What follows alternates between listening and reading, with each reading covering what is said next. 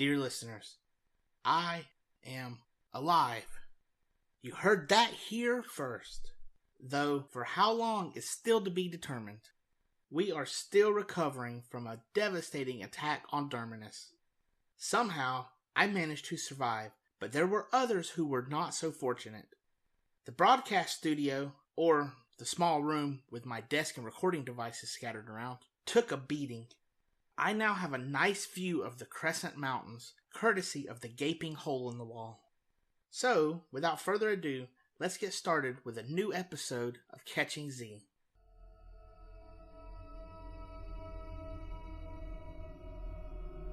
In an apocalyptic world overrun by the undead, we bring you the last news broadcast known to this grim, dying world. We report the news to prepare you for your inevitably painful demise. Will we survive another day, or will the human race end with this broadcast? This is Catching Z's, hosted by Chance Dangers.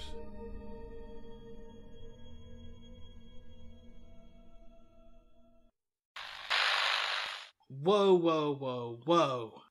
That intro is so depressing. Let's do something more lively. That's better. Isn't that much more cheerful? You're all probably still going to die though. But it's not the end of the world. Oh wait, it is.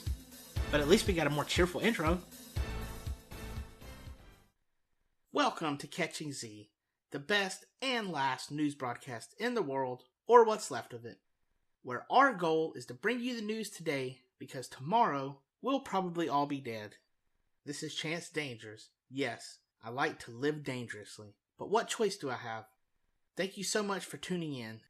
You can find Catching Z on YouTube, iTunes, and Google Play. Don't forget to hit the download button, the subscribe button, and leave a comment. Dying isn't easy when one is being ripped apart and eaten alive. Your comment might be the last thing seen by one of our brave souls. I don't know who will be listening to this broadcast.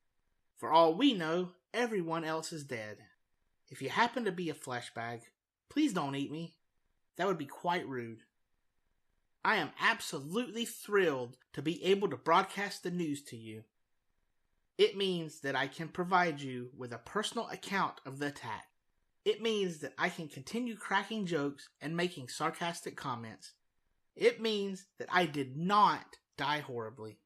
Man pointing a gun at my head also survived the assault and is currently at his post, ensuring that I am able to deliver the quote-unquote truth. I must admit that the two of us have formed a bond during the past month, a bond that will never be broken, unless, of course, he decides to break that bond. But of course, that won't happen, will it? His response was, not as long as I continue to do my job. And I shall do just that.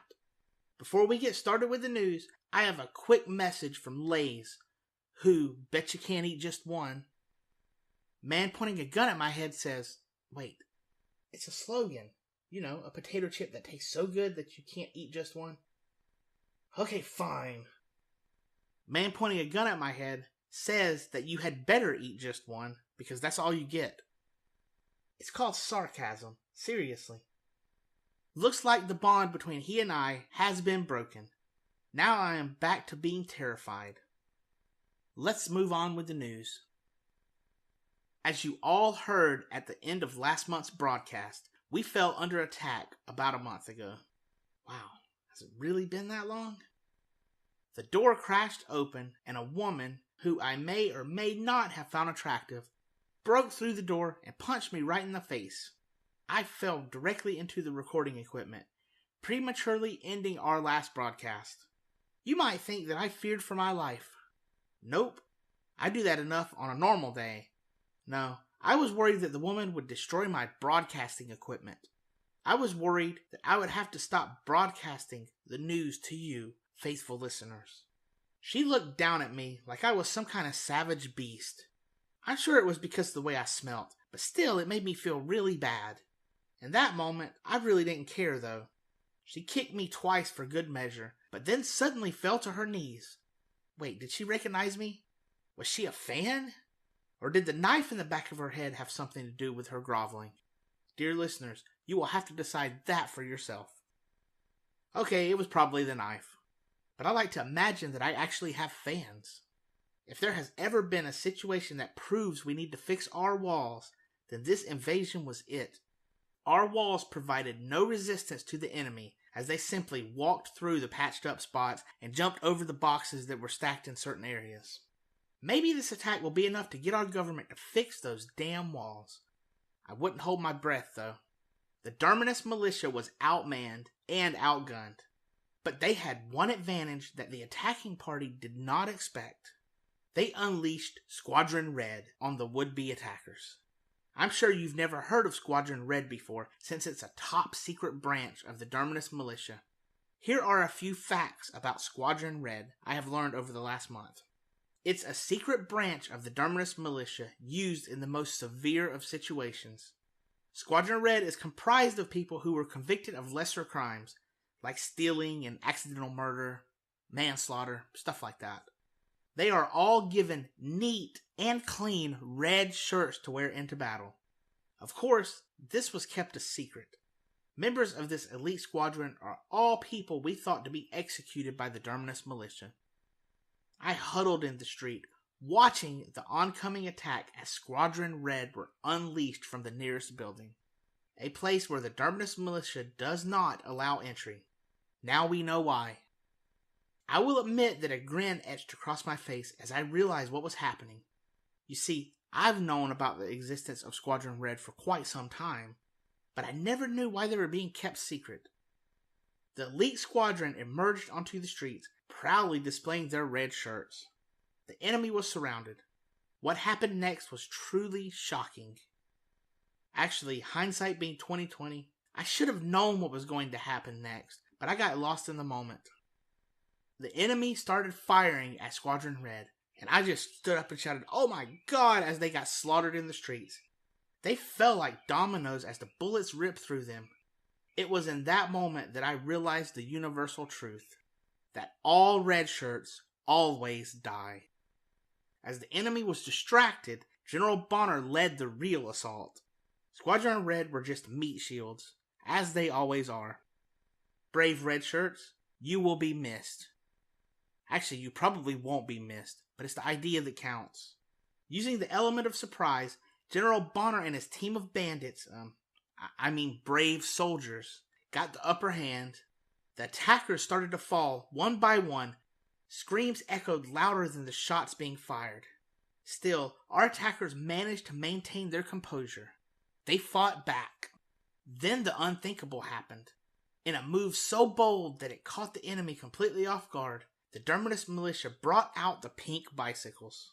It was a move that gave them the ultimate mobility. Ding ding, sounded the attack. Well, either that, or the fact that General Bonner shouted the order, "Attack." The extra mobility was enough to give our militia a firm upper hand. The enemy ran, with the bikes giving chase.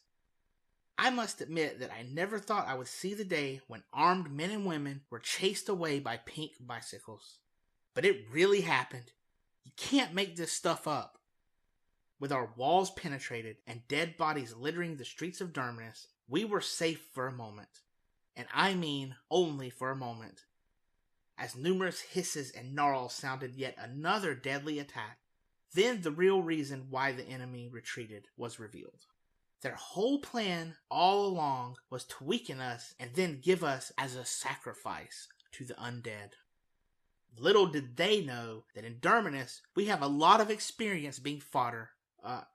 We have a lot of experience fighting off flesh bags. We did manage to fight them off, but not before losing a few more brave men and women. Really? Apparently, we did not lose more brave men and women during the flesh bag part of the invasion. According to man pointing a gun at my head, they were weak and cowardly. On that note, I have a special message from the Derminus Militia. The Derminus Militia would like to remind you that they are still looking for volunteers. Would you like to join the Derminus Militia? Would you like to hunt flesh bags? By becoming a Patreon, you don't get to do any of that stuff. But you do get to become an honorary member of Derminus, gain access to an exclusive Catching Z newsletter, and a whole lot more. visit patreon.com/catchingz. The link is in the description. We scheduled the memorial service for the day after the attack. Little did we know that the service itself would cause so much controversy. You see, the rift between Governor Harry Dumas and General Bonner was at its peak. They couldn't even get near each other without getting into a macho man type of altercation. I mean, it got so bad that I kept waiting for them to start measuring their manhood. Literally. A memorial was not the place for their bickering. That was a place to honor those who have died, reanimated, and then died again. In Derminus, we are the leaders in dying. No one does it better and more consistently than us. People gathered around the graveyard, which takes up a large portion of our town. You see, we have more dead people now than we do those who are still alive. It's kind of our trademark.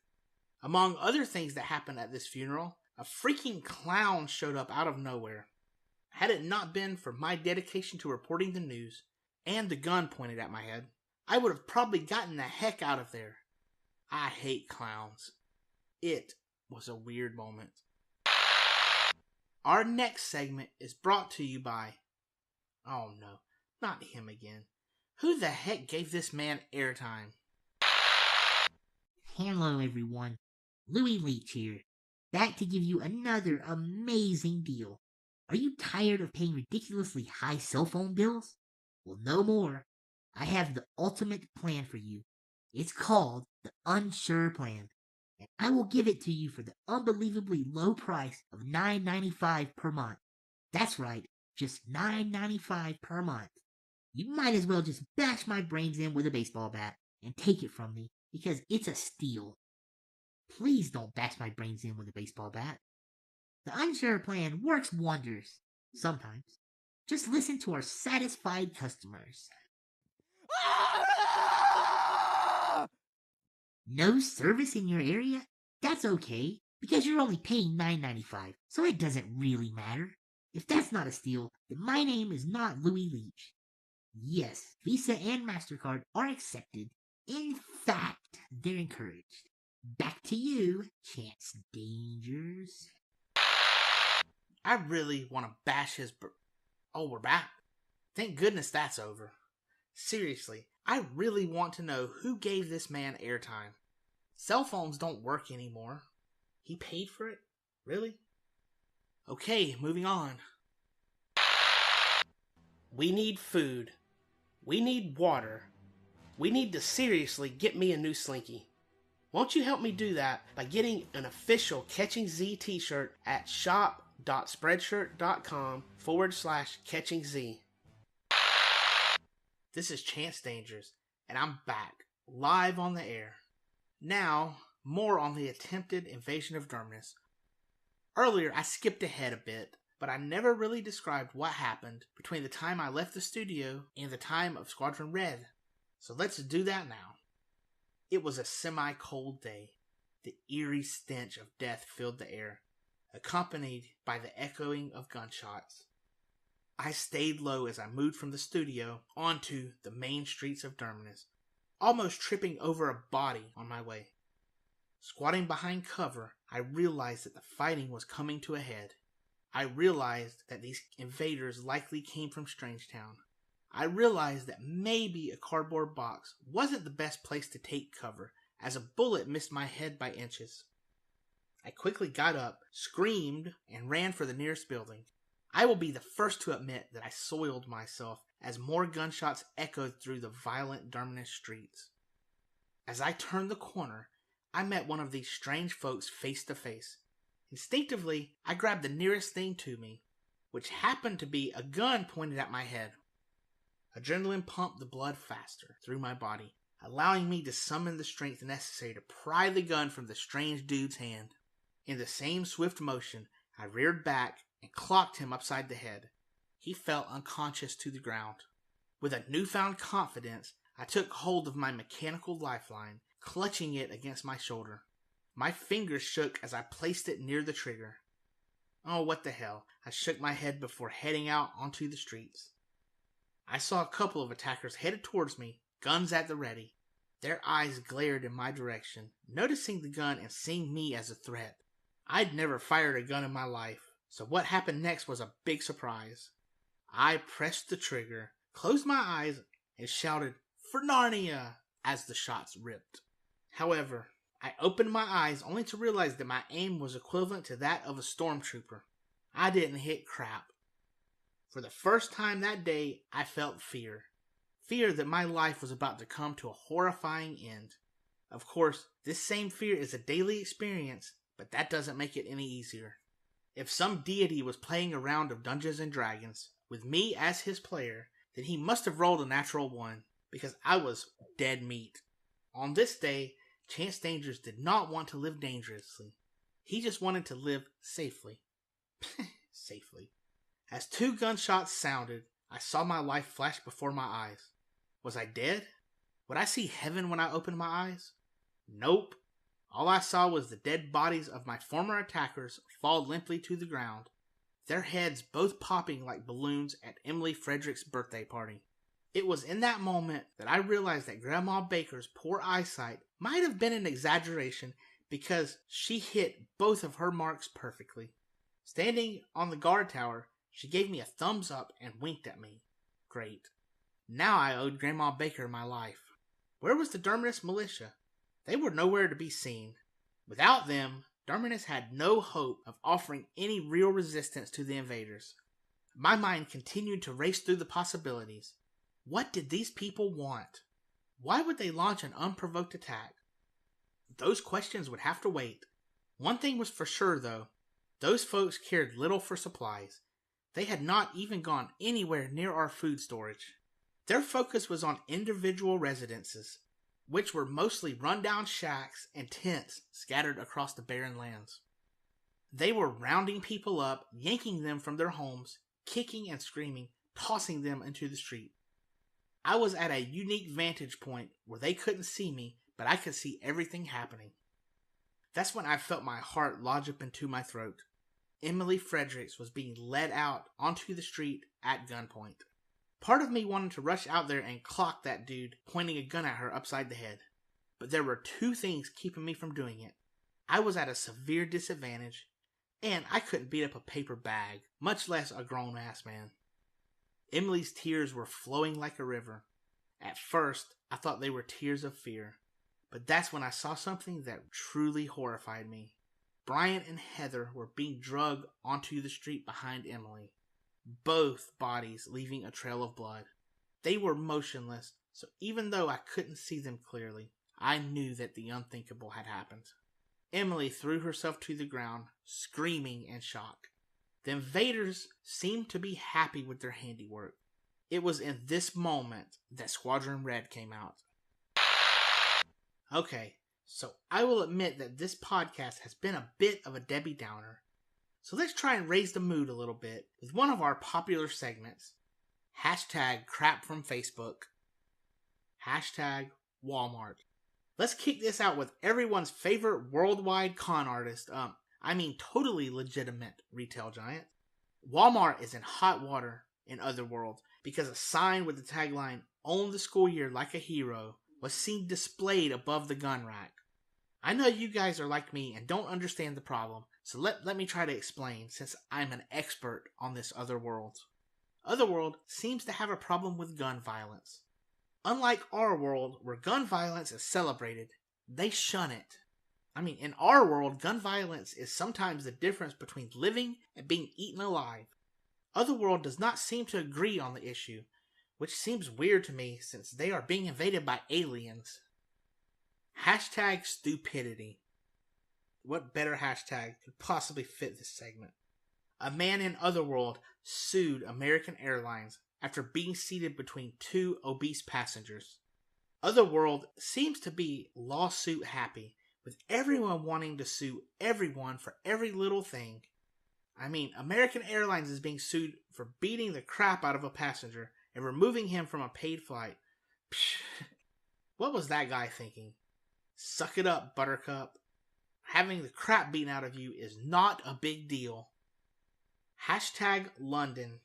Remember last month when we reported a bus hitting a dude in London? Well, apparently, that same bus driver did not lose his job because a double-decker bus has crashed into a shop in London.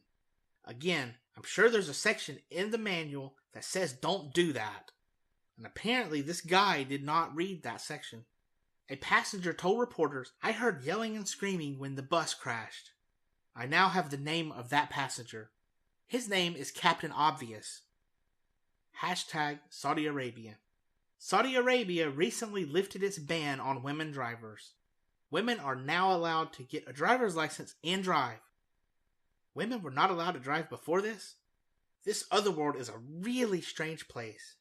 In our world, humanity might be on the brink of extinction. We might kill each other for the simplest of supplies, yet it seems that we are still more civilized than Otherworld.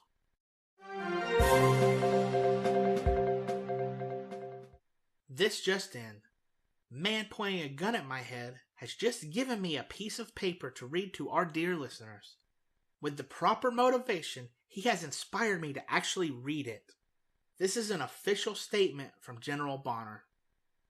It has been a trying time for Derminus as of late. We have struggled through reprehensible atrocities, survived a famine that has swept through every home, and watched those close to us die in the most horrible ways imaginable. This last attack is the latest result of an administration that has completely failed us all. I have been patient. I have willingly stood by and allowed Governor Harry Dumas to dig his own hole. I just wish that was figurative, but this idiot really does dig huge holes for no reason. I refuse to stand by and allow more unnecessary death. We are strong. We are going to survive, but only with a firm hand. A hand of steel to sow seeds of resolve throughout the community. It is with this goal in mind that I declare martial law in Derminus. With the support of the entire Derminus Militia, we have already removed the current administration from office. If we had the resources to simply imprison these people, then I would gladly do just that. Unfortunately, we must remove the head from the snake.